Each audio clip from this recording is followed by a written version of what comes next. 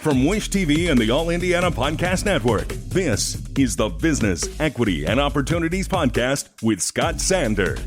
Welcome to the Business, Equity, and Opportunities Podcast. I'm Scott Sander. On this episode, last July, we introduced you to Ramone Edmunson, owner of Prideland Comics and Collectibles. We were there initially to explore the role that comic books play during the Halloween season. Our conversation, however, took a turn when we found out the impact our first visit played in the community. Looking for ways to save on your energy bills? AES Indiana has you covered. From smart thermostats to home energy assessments, we offer simple solutions to keep your home comfortable and your costs down. AES can help you save money and energy with kits, tips, rebates, and more. Visit aesindiana.com/ways to save to learn more about how we can help you save money. AES Indiana, helping you discover real ways to save. Every business is unique and has a target audience. If you own or manage a business, Circulus Digital Media can help you connect and grow your customer base with turnkey digital solutions that are nimble, offering best-in-class results, service, and support to reach a bigger customer base, allowing you to pinpoint a specific audience down to the smallest details. Get outside the city, the state, span the globe. Put Circulus Digital Media to work for you. Get started now at circulusdigital.com. That's circulusdigital.com. We've had quite a few people. What we did from the interview, we had people come out saying they saw the interview. Specifically, we've had Peace Learning Center reach out to us and wanted to do like a partnership, creating comics and things like that. So I thought that was good. I've done an event before called Comic Book for Kids, and it's a national organization where they go around different hospitals and then they pass out comics, toys, and candy, of course. They do things like that. And so we're going to be doing something, partnering with the organization here in town. They're like a cosplay. People dress up, and they're going to be doing, actually Thursday, we're going to go to Riley's Children's Hospital, and we're going to be, again, passing out comics, kids, candy, things like that. When I was in the classroom, definitely like the stories to bring those in the classroom, have students, for one, create their own characters, storylines, tell moral lessons, things of that nature. Also, it gives students opportunity to escape. So on assignment, what powers would you have if you could select your powers, and they would write a story about that. And then of course some kids would take it a step further, draw out the character, color it, things of that nature. So you can kind of actually see, envision, some of the things that they were thinking about. Most people know Stan Lee, famous line, great power comes great responsibility, through Spider-Man's Uncle Ben. So, that kind of resonates with a lot of people.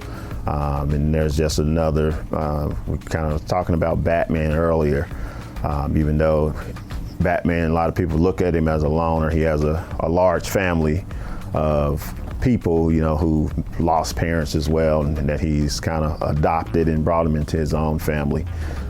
So definitely there's a lot of good morals. There's a lot of connections that people can make, through reading those stories. Well, definitely like, again, all time, even though a lot of people don't realize how old it is, but like Legend of Sleepy Hollow, that's always a good source material story.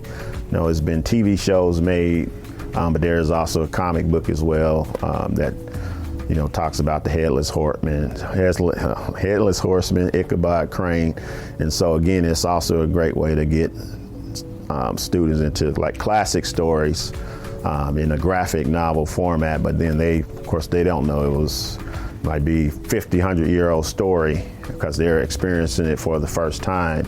And then a lot of people, enjoy those stories just as they did, 50, 60, 70 years ago. But right now, Chucky, I don't know, everybody loves Chucky.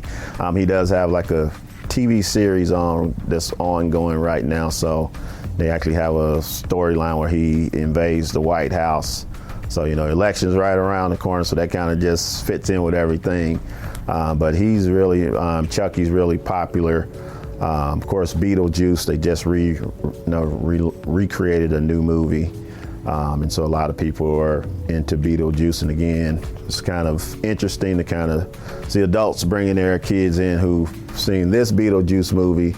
And then, they can, again, reminisce about, the first two Beetlejuice movies with Michael Keaton in it. And so that actually kind of brings that connection, with families as well, so they can kind of share some of the characters that they grew up with. Well, one of the things we do every year, and it's pretty much any comic shop in the U.S., they have a comic fest.